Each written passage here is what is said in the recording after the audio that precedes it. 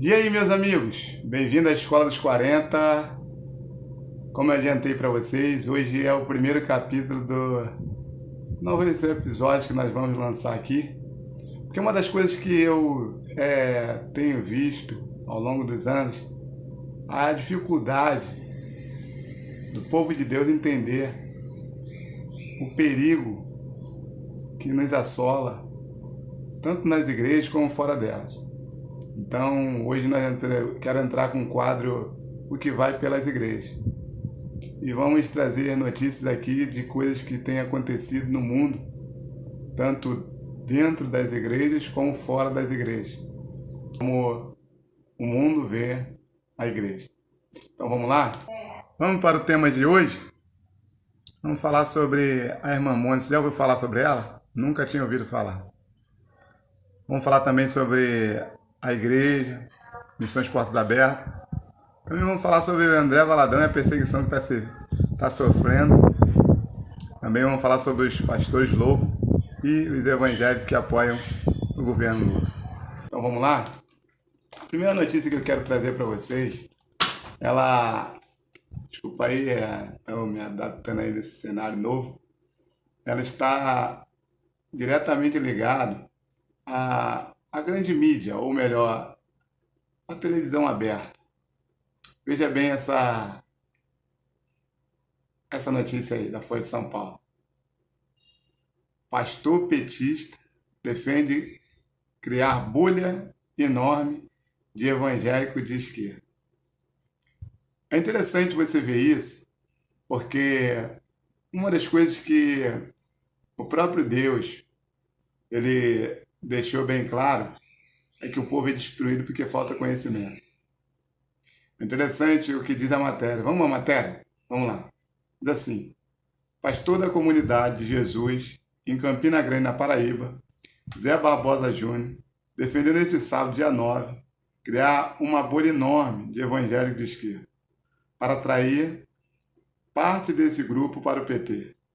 E disse que pastores de direitas é quem tem que se explicar porque apoiam sistema baseado na acumulação de riquezas, ou seja, no capitalismo.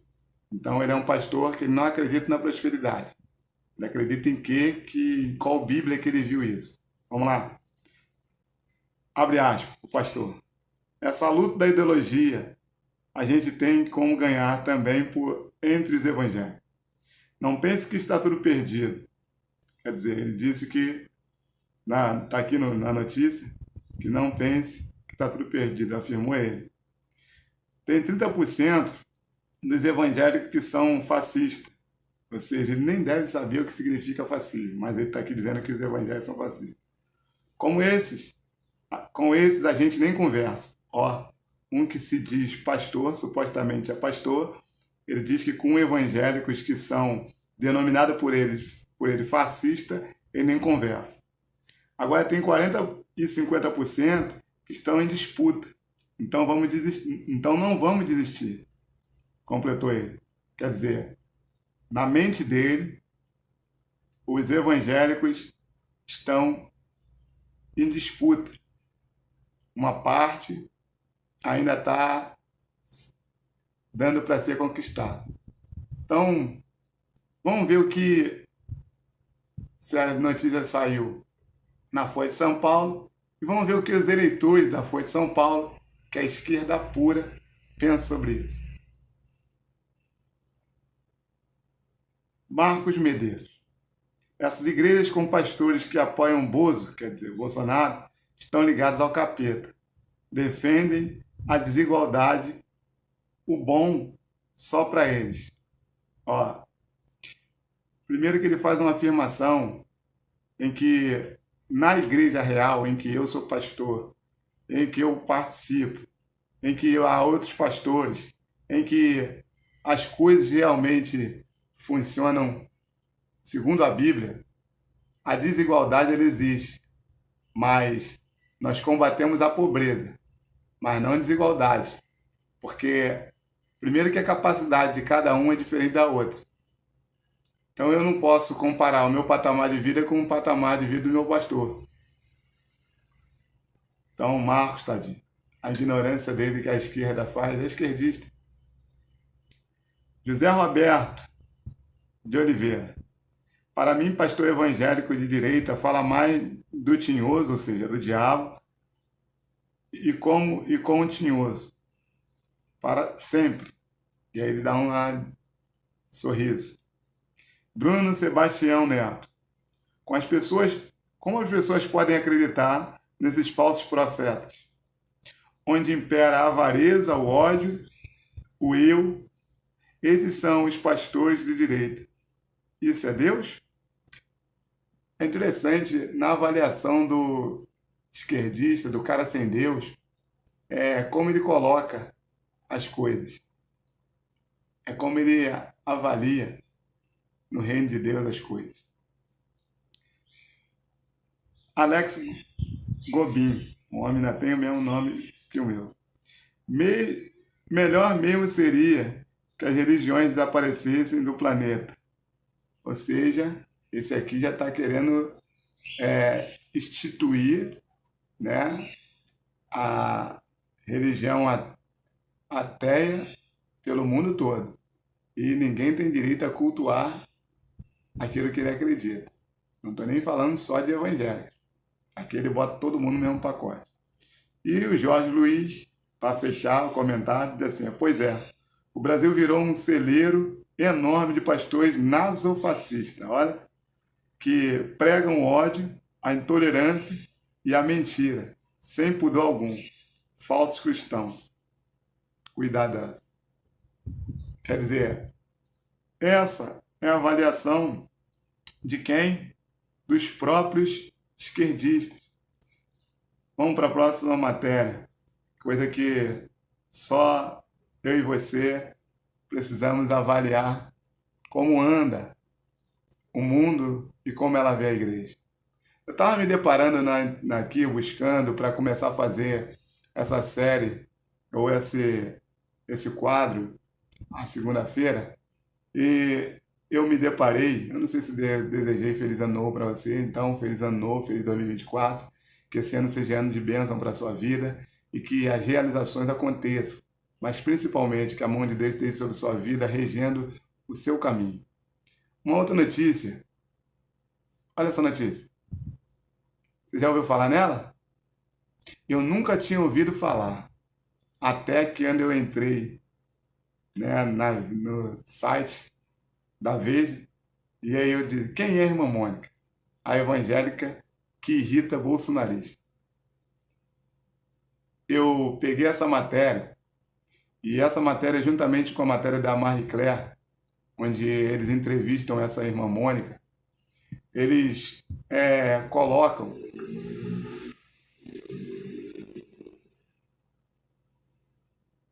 essa mulher como alguém que se diz, né, supostamente cristã. Ela é uma mulher da Congregação Cristã do Brasil, só anda de véu e defende os LGBTs. E o slogan dela é: ninguém mexa com meus LGBTs. Ou seja, a comunidade dos homossexuais, em peso, sai atrás dela para defender. E aí ela fez uma declaração, porque uma das coisas que ocorre no meio cristão e no mundo hoje é a ignorância. E essa mulher faz uma declaração quando supostamente o gás, né, de cozinha havia baixado, e aí ela faz uma declaração quando ela diz assim: é por isso que eu fiz o L. Aí uma apresentadora, você tem o nome dela agora, ela vai e fala assim: esse imbecil, ignorante, não sabe o que está falando, é por isso que o Brasil está nessa desgraça. E aí, na internet, ela saiu, um monte de gente saiu em defesa dela. Aí, olha só quem saiu em defesa dela. Dá uma olhada aí. Vivoca, a Rivinha. Se bobear, a irmã Mônica tem mais dinheiro do que... Aí falando Totonha, não entendo muito bem o que é isso. Mas a Marcela, ministra do namoro, ela comenta por favorzinho. Talvez você não entenda por quê, mas quando eu botar o outro slide você vai entender. Ela fala por favorzinho e você vai ver aqui agora a Mari, skin natalina. Ela marca o Felipe Neto.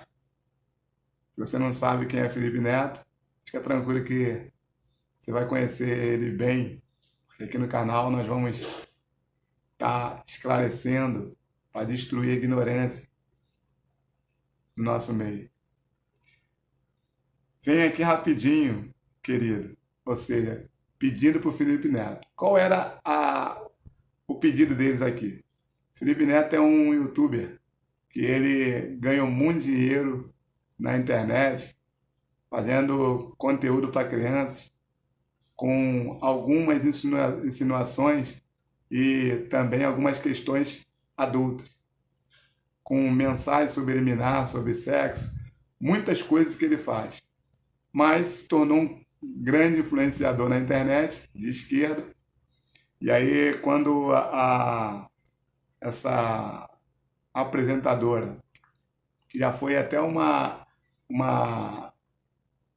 artista da televisão, esqueci o nome dela agora, eu vou colocar quando eu editar. Ela fala dessa Mônica, irmã Mônica, que a esquerda abraçou e acha que é a ídola da esquerda.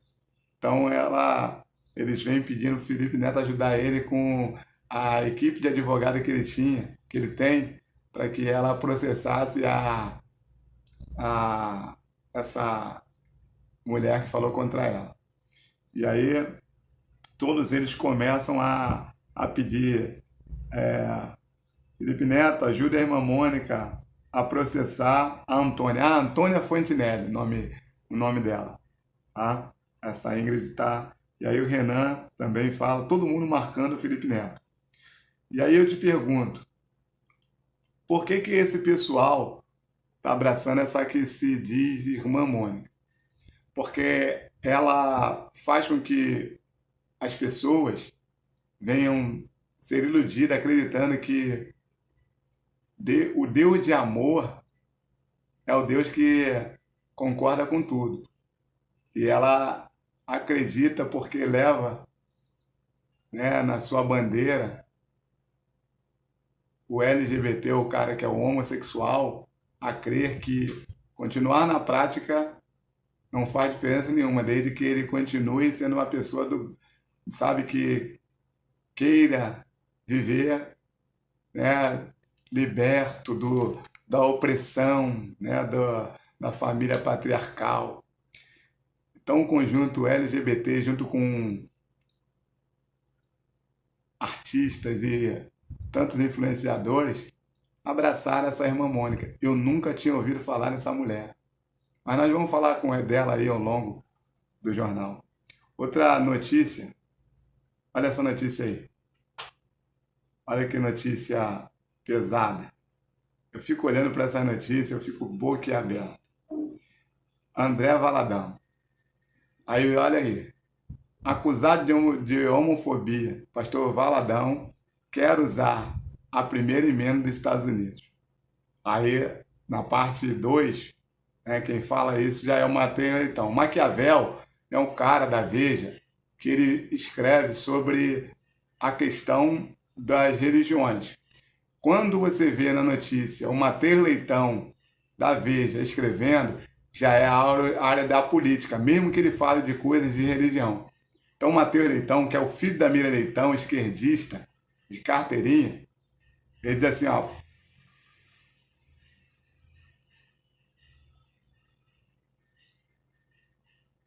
a punição ideal para André Valadão, o pastor 02 de Bolsonaro. Quer dizer, por que eles estão querendo punir o André Valadão? Por que eles estão falando isso? Entender por que ele você de repente pegou e não entendeu por que ele... Sabe por quê? Olha essa notícia. Olha, vamos para o corpo da matéria. Quero dizer para você que eu aprendi isso com Kim Paim, que por acaso essa, esse, esse, essa parte aqui, esse jornal que eu estou fazendo, esse informativo aqui, que eu comecei a fazer no meu canal, eu fui influenciado muito pelo Kim Paim, que é um cara que tem muita informação sobre política, ele mora na Austrália. Eu estou copiando ele, só que eu quero falar daquilo que eu entendo, que é a igreja. Então eu vou começar agora a passar informação sobre essas questões da igreja. Agora essa notícia aí, olha por que eles estão querendo tudo isso, que o André Valadão seja preso. Lembrando que essa notícia, ela é uma notícia que foi do meado do ano. Diz assim, ó, agora que as instituições finalmente começam a fechar o cerco contra os abusos do ex-presidente Jair Bolsonaro, pelo menos no que diz respeito ao combate à fake news, é preciso que elas fiquem atentas a outro crime cometido recorrentemente na esteira da herança maldita do bolsonarismo, o preconceito. Primeiro, quero que você fique bem claro, quando você ouvir a Veja, que é de esquerda, dizer que Bolsonaro dizia fake news, você entende uma coisa, fake news para a esquerda é dizer a verdade. Quando eles vão falar da direita, eles criam narrativas mentirosas e falaciosas. Então, quando ele fala que Bolsonaro está sendo processado por fake news, o próprio Bolsonaro, em entrevistas, várias vezes já falou, me diz onde está a fake news. E eles não conseguiram montar. Vamos lá. André Valadão, pastor de uma das igrejas evangélicas mais conhecidas do Brasil e apoiador número 2. O número 1 é Silas Malafaia, do líder da extrema-direita, sugeriu a morte de homossexuais. Presta atenção que aqui está dizendo que ele sugeriu a morte de homossexuais em culto dominical da Lagoinha, nos Estados Unidos, onde mora. Olha, agora eles disseram que André Valadão falou fake news, pediu a morte de homossexual, mas vamos aos fatos? Vamos aos fatos. Abre aspas. Fala do André Valadão. Não é possível um crente aplaudir um casamento homoafetivo. Agora é hora de tomar as cordas de volta e dizer não, não, não. Pode parar. Reseta. Aí Deus fala, não posso mais. Já meti esse arco-íris aí. Se eu pudesse, eu matava tudo e começava tudo de novo. Mas já prometi para mim mesmo que não posso agora estar com vocês, disse o André Valadão. Ou seja, André Valadão está pregando na igreja, na Lagoinha. E ele explica aquilo que está em Gênesis capítulo 6, quando Deus manda o dilúvio. Tanto é que na matéria eles falam sobre isso. Eles falam que Deus colocou o arco-íris, eles redigem perfeitamente que Deus falou com um pacto com Noé, dizendo que não acabaria mais com a terra, diante da corrupção que estava naquela época de Noé. Mas, depois do dilúvio, Deus não ia fazer mais isso, porque Deus tinha feito um pacto, ou seja, deu a sua palavra. Mas eles agora querem pegar uma palavra que André Valadão está pregando em sua igreja, falando para os seus fiéis, e não está falando mentira, porque ele diz o seguinte, não, nós não podemos concordar com casamentos homoafetivos, e é verdade. Você pode amar a pessoa, mas não pode concordar com a prática. Você imagina se nós, como cristãos, começarmos a concordar com todo tipo de prática? E aí você vai concordar com a prática da zoofilia. Significa o quê? Um homem que tem relações sexuais com animais. Ou de homens que têm relações sexuais com mortos. Então, o que ele está dizendo? Ele está agora colocando para todo mundo o que é realidade. E a realidade, ela se impõe. Então, eu e você precisamos entender o seguinte. Estamos começando o ano, é o primeiro dia. Sabe que essas coisas vão começar a ser cada dia mais aumentada no meio do povo evangélico. O que nós precisamos fazer? Reagir.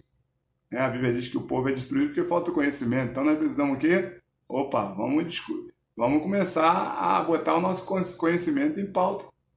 Por quê? Porque se nós não botarmos o conhecimento em dia, nós vamos acabar perdendo. Agora, uma das questões que a próxima notícia vai falar, para você entender a que ponto nós estamos, veja essa notícia aí. Presta atenção. Olha como é que nós estamos mal. Saiu no G1. Quem são os evangélicos que se encontraram com o atual presidente em São Paulo? O corpo da matéria diz o seguinte: segundo a assessoria do candidato do PT, o evento contou com mais de 300 convidados, entre eles mais de 100 pastores. Gente, vou deixar essa foto para vocês ficarem olhando. Presta atenção. Existia, no período da eleição, uma expectativa em que os evangélicos iam acordar. Mas no nosso meio, nós vimos o quê? Aqui a matéria do G1, dizendo que o candidato do PT, que era candidato na época, e agora é o presidente atual, ele chegou e fez uma reunião. Nessa reunião, apareceu o quê? 300 convidados. Desses convidados, 100 eram pastores. Ainda que, numa conta básica, que esses pastores sejam pastores de igreja de 100 membros. Parou para pensar? 100 membros. Olha o número de pessoas que eles já estariam influenciando. Vamos na matéria? O candidato do PT participou nessa carta de encontro com lideranças evangélicas. Entre eles, o pastor Henrique Vieira, Ricardo Godin, presidente da igreja Bethesda, pastor Ariovaldo Ramos, coordenador da Frente de Evangélicos pelo Estado de Direito, e a senadora Elisiane Gama, e a ex-ministra do Meio Ambiente, Marina Silva. Por que eu trouxe essa matéria? E nós estamos chegando já ao final desse primeiro episódio. Sabe por quê? Porque quando a gente vê o próprio Deus dizer que o povo é destruído porque falta conhecimento, nós precisamos entender que nós estamos cercados de pessoas que não têm entendimento de quem é Deus na verdade. Eles estão ligados nas suas filosofias, nos seus discursos, pautado no próprio conhecimento humano. Então eu e você precisamos entender que essa é uma verdade. E daqui para frente nós vamos tratar esses assuntos, porque são assuntos sérios. E eu nem entrei no assunto das novelas. Nós vamos chegar lá. Agora, vamos fechar com essa imagem aí. Essa imagem é a imagem do Portas Abertas. Dia 26 de maio é o dia da Igreja Perseguida. Todo ano eles fazem um relatório dos países com mais perseguição. E eu quero dar um dado para você entender por que nós precisamos abrir nossos olhos. Essa saiu na Brasil Paralelo. Perseguição religiosa.